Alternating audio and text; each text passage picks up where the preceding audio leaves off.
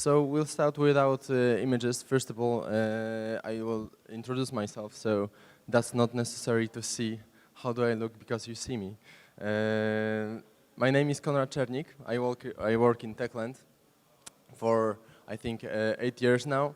And first of all, I started as a concept artist. The story was pretty funny because I was hired to make a cover for kids game, and I bring some sketches, and none of them were pretty nice. So I had to draw at the moment a few more. So I started my work like a lucky shot. So I was working on games like Call of Juarez, Dead Island, and some cartoonish ones like Dead Stop, Sugar High, Kill 'Em All.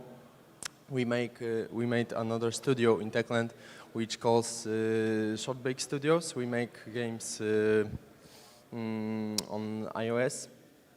So I had a pretty nice chance to work on cartoon style, which I like the most, but I like working with big games as well. So this presentation will So maybe we'll leave it like this, okay? Okay. So this presentation will be around history of art. I hope it's not going to be so boring as you think it is, but I like to show share some thoughts I was wondering after working on the Dying Light and Call of Juarez and historical aspects of designing and illustration in general. Because we are closer than we think that we are to classic design, and the things are worrying me last days is that people are creating beautiful images without thinking what do they want to achieve, and without digging deeper under this history of design rules that are in composition. Second meaning, second bottom of this what do we present. So that's the main thought. As I said, my experience was in Call of Juarez, Dead Island, Riptide, and some cartoonish styles ones. We see here Sugar High, Dead Stop, and Nikita, Tajemnica Skarbu Piratów. That was pretty funny because it was my first experience with the cartoon style, and right now I see it very. I see it better than it looks in real, but it was pretty nice experience as well. And my favorite game I had the chance to create was Call of Juarez 2. It's Bound in Blood. There was a pretty nice story. And the design that we made in that game was pretty nice historical, but we were looking for attractiveness of our current design. So, for example, jeans that are historical, we had to look in new Levi-Strauss design jeans and make cowboy looks like a guy who is fancy on the street right now. So we were looking for this compromise of between history and current attractiveness. So it was pretty nice challenge, and that was the start I see in my career, like in digging after for references and I don't know, exploring this aspect of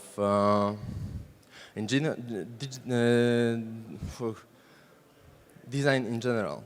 So it touches not only the clothes, but objects and environment as well. So there is a meme. May I have? Can we turn this light off, or because it's not visible, and it's very funny, so we have to see this. Maybe there is a meme. Maybe you know this because. Oh, thank you. That everyone thinks, oh, I'm not so good, people were better before, and all masters were better than I am. So the funny joke in the end is that the first artist which is painting on the rock thinks he's the best. So it's never like this, that guys from back in 5 centuries before were better than we are. They were just very conscious about this, what do they want to make. We're a bit blind of thinking. I think we're copying very nice arts that my friends, our friends making. So I think the thinking is the most important part of designing in general. So it's not about time; it's about state of mind. And I hope I will show some interesting aspects of history. But it's going to be very quick, I hope. And oh, it's worse than I thought. Okay, so it's going to be fast. I wanted to show you how close of modern designing is history of art, because paintings back then were telling stories. In general, these visual aspects were very important, but we were looking at this like we were reading this event. So they were telling stories about kings and battlefields and everything. So there are two ways we can look at this, like a literary and visual image. So the same is about games. If you're going to make a game which is just beautiful, it's not enough. It has to be about something. It has to present something different. So it's good to make a fusion of few elements, and I'll try to show them. For example, art puts impact on movies and repeats during these times, because Beksiński's art is very Gothic. So it's because of lighting, it's because of forms, it's because of composition. And he uses this modern thinking about composition. There is a perspective where we can feel immersion of space and feel like we're inside there. But the literature is the subject, the theme is very Gothic. So it was repeated many often times after. By example, Constantine, sorry for this little image, but on full screen it will be only about color, because this screen touches only subject of color. So Gothic is very inspirational for many artists, as I was speaking with some on this year GDC, and I saw movies. And they are all inspired by medieval art and Renaissance. The same is in our creativity. When we start making game, we're trying to dig after references as much as we can about subjects. What do we want to show? How do we want to show? The creation of color is very difficult subject, and we take it very often from medieval art or Baroque, by example. Because right now we live in times that engines are very realistic. We use PBR, but the varlists, this lighting and color settings we put on the top. So thank you. We put it on top to make this paintish, this artistic feeling. So it's the same thing that is in Baroque or Renaissance or anywhere before. In meaning of players, we always think about player that is very. There are many types of players, so we're not thinking about player like a teenager guy who is sitting on the couch till 2 a.m., which plays as much as his parents lets. There are many players that I know which are professors on universities or lawyers which are around 60 or anyone. So we think about player like a very conscious guy or woman who is specialist in some sector, and the times that we could think about games like flat entertainment passed away a few years ago, so we have to dig deeper and make things believable and reliable to make them attractive and immersive for everyone. So you have a pretty nice idea for a game. You have digged for references, you played many titles, and you know everything that you want to know about the game that you want to create. And that's cool, but I know many of artists and game developers that stop at the moment of looking on concurrence, looking about on current design and trends, and that's cool. It's like 80% for me, but 20% is digging deeper under our source emotions. I mean, our archetypal meaning of aesthetics and subjects. We like myths, I mean Greek myths, we use it very often. And funny thing about making reference from history is that we look very flat on these images, and sometimes they doesn't look very attractive for us because we are used to a lot of drinks, battle scenes, and everything. But in general, what is interesting about this historical feeling is how many people were there, how crowded they were, what did they wear on themselves, what's the design, and what was the main fear of these ages.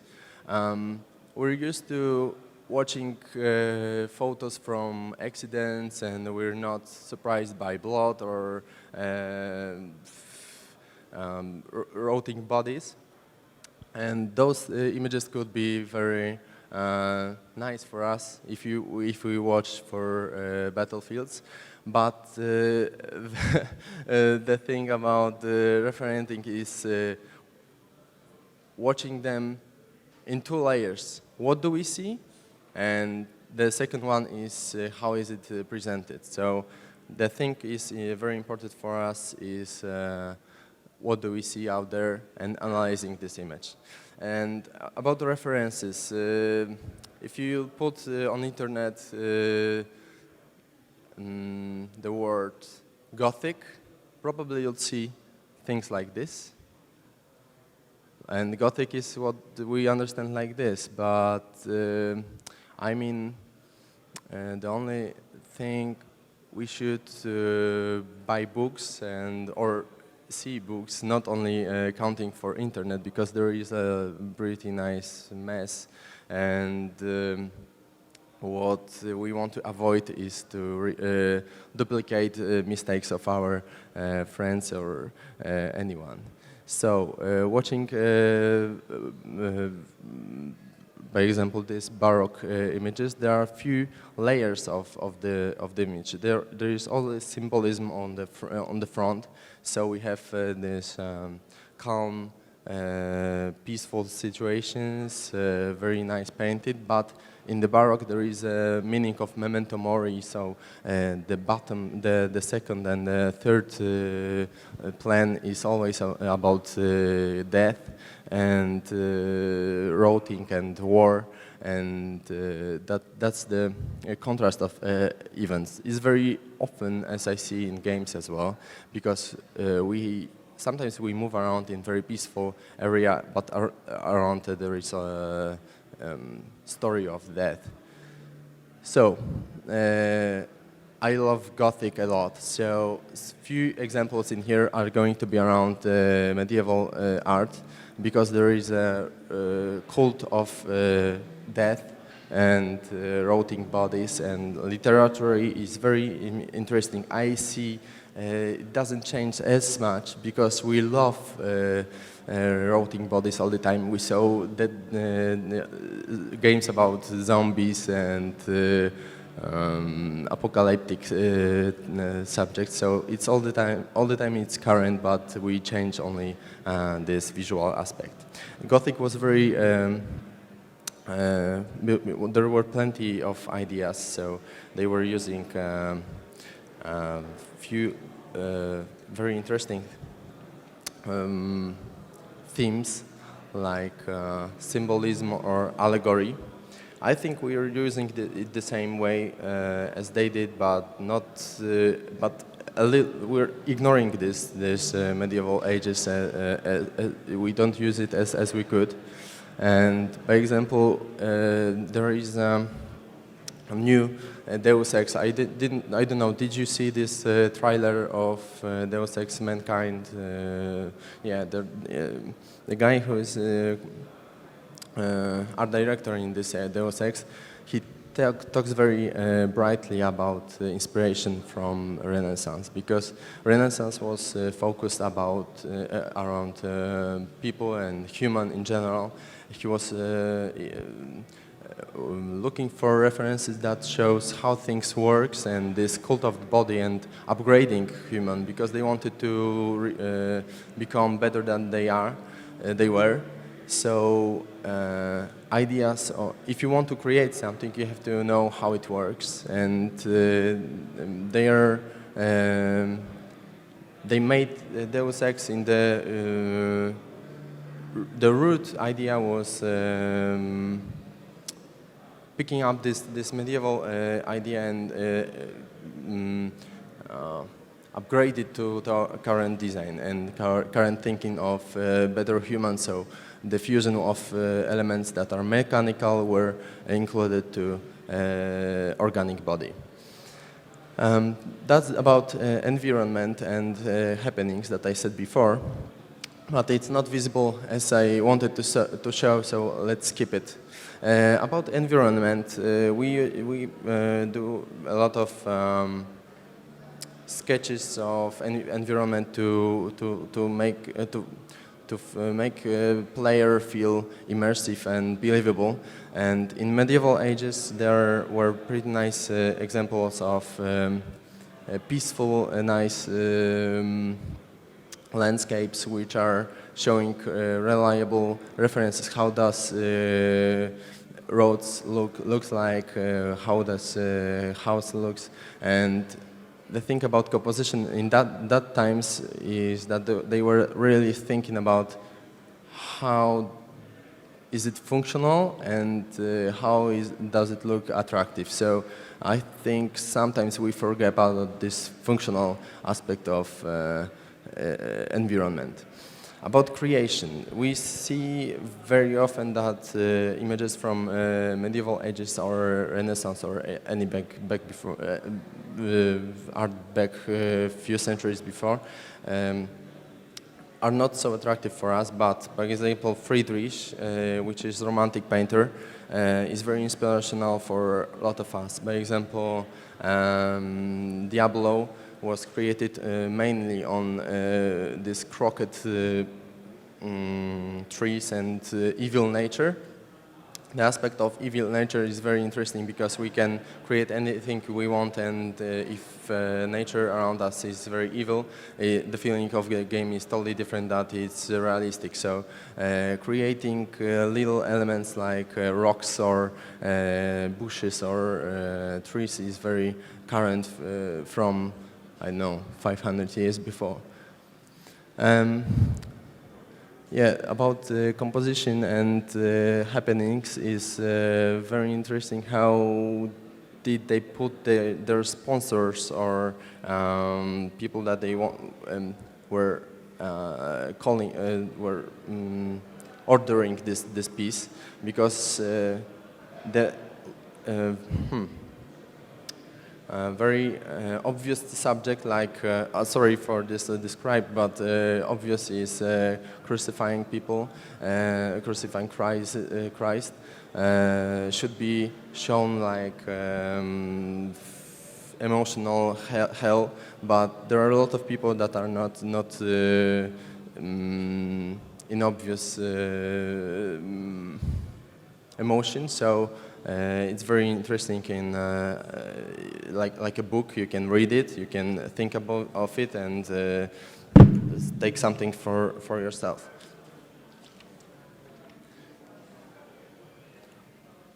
The thing about realism, but I just wanted to show you how interesting plans are out there, because when I'm looking for references, I watch many photos, many photo bashing for artworks and concept arts, but last times I discovered realistic and romantic paintings. I really recommend this as a reference, because Russian realists like Shishkin or Pierre Wierznicy, they were making composition very conscious way, and those arts are really amazing. And if I see that kind of art in our product, I will be so happy, because there are so many aspects that are interesting for level designer, level artist, and even modelers. So they are thinking about everything. Right now we use very rough sketches. Of course, we have digital painting, which is which helps a lot, but the way of thinking about space is, I think, more interesting back then. But that's only an opinion. About Varlist and ambient, the titles of the paintings are very often taken from a little piece, what happens around human, and all entourage is just frame, let's say, but what do we see is this emotion.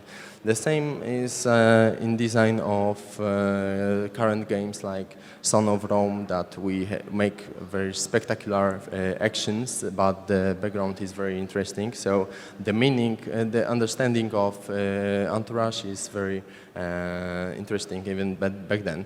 The other subject, the other example of that kind of art is Uncharted. Sorry for the quality, but we have very bright light in here. Anyway, you probably saw that we meet change of perspective during the game. So it's the same theme, the same subject as we see in the medieval paintings or classic paintings.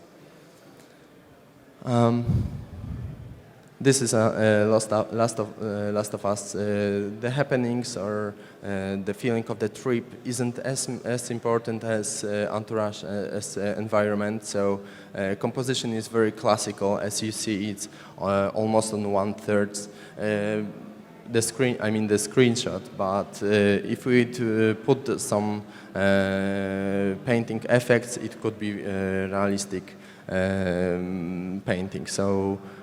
Great respect for people who are making these plans or thinking about environment as interesting subject. I wanted to say a little bit about myths, but we have not too many time for that. But aspect of the myths is very interesting.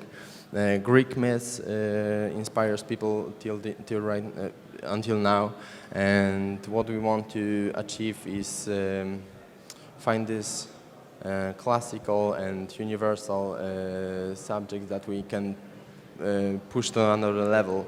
I mean, not only aspects of history, but in current aspects. By example, Bible is very current until these days. It's very fashionable last days, and that it's nice to see how they were thinking about Bible. They were thinking about myths, because it's not so obvious as we were learning in high school or studies. The other aspect of classical art is sculpture. I mean, I work with 3D modelers, and I don't know. Is there any modeler in here? No.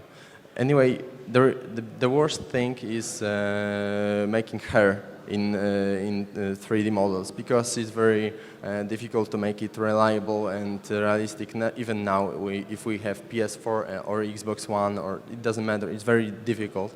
So as we are avoiding hair as we can.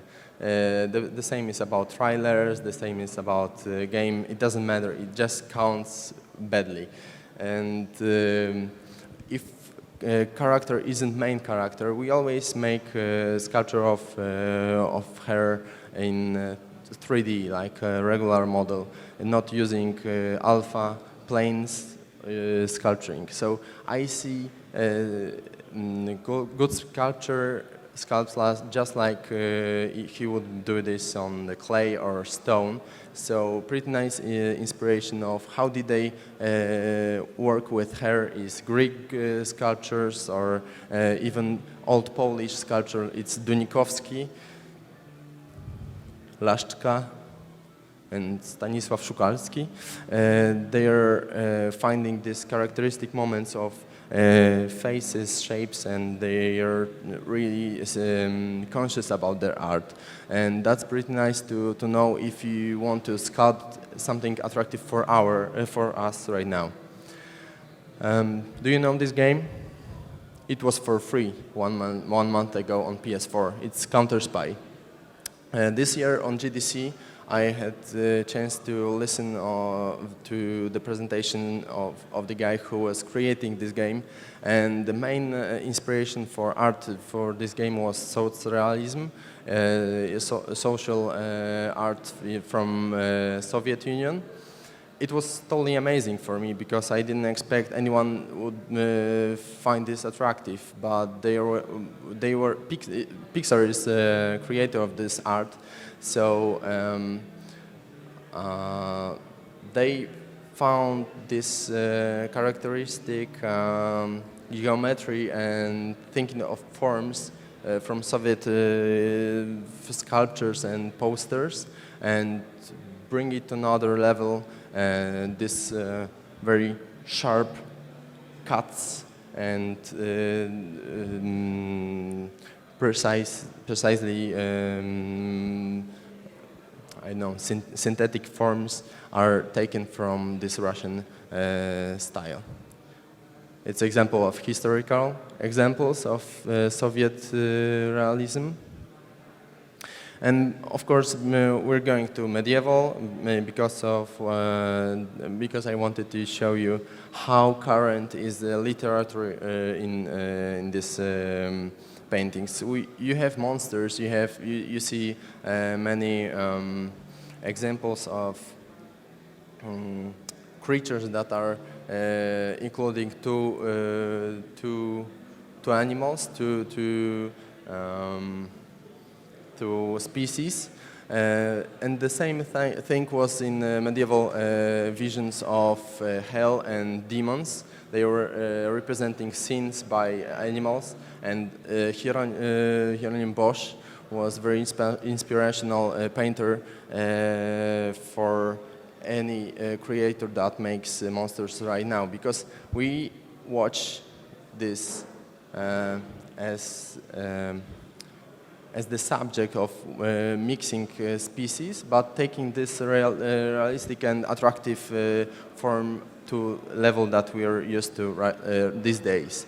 So, by example, in Hellraid, we're making this game right now, is a fusion of human and bird, which is a good example of inspiration of medieval ages, and that's the proof that we can make medieval art in attractive way. So that's what we're digging in this project. If we'd represent it the Gothic way, it would look like this. So it would be funny, but we can paint it or sculpt it very attractive way. And the other thing is inspiration by current army, current SWAT, and When we see medieval armors, we always put some attractive addings like necklaces or other layers. It's because we're used to complicated shapes of army design, like grenades, packages, pockets, and everything. So that's what we want to include this in this historical design. It's not our example. We are not able to show you yet our concepts, but as you see, it's not realistic medieval armors. They are attractive for our feeling of aesthetics. And the reason is upgrading our, I don't know, feeling of attractiveness by watching movies and current games. So we have to take this historical aspect and current attractiveness of the subject. So it's about the myths. And I just wanted to take a notice about on design of elves, dwarves, and every medieval or fantasy species.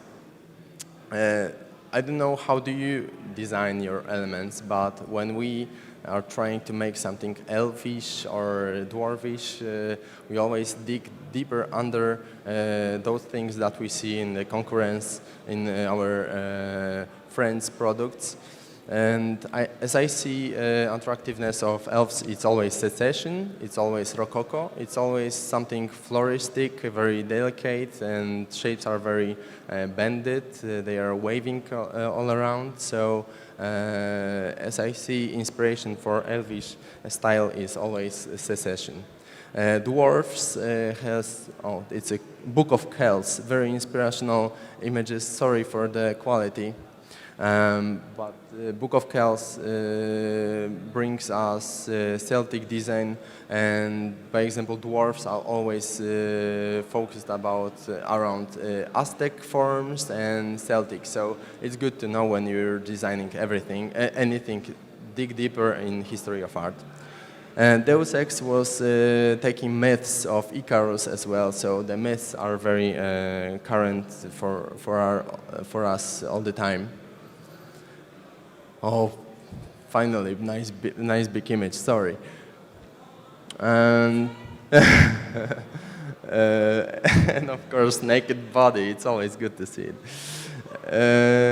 And last times we saw example of rotting bodies and disgusting forms in Bloodborne, by example.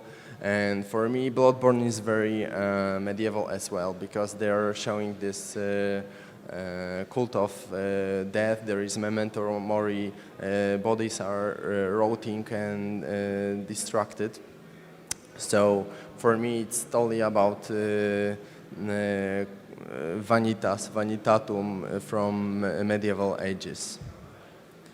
The thing about realistic objects and realistic image is very complicated in these times, because we're used to modern meaning of color. So every image that we see in games or in the movies are color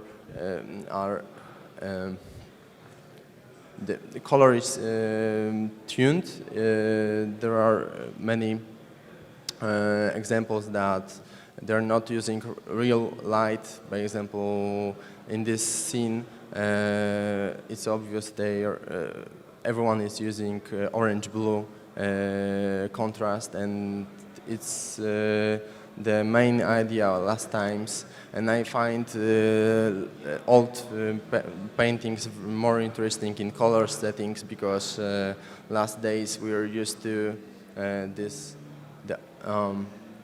spectacularity in this very very classic and very obvious way. I mean, we could find something different. And when we are trying to make, by example, in Dying Light, we were looking for interesting color settings. We were looking for classic art as well. So because we're tired of this orange-blue contrast.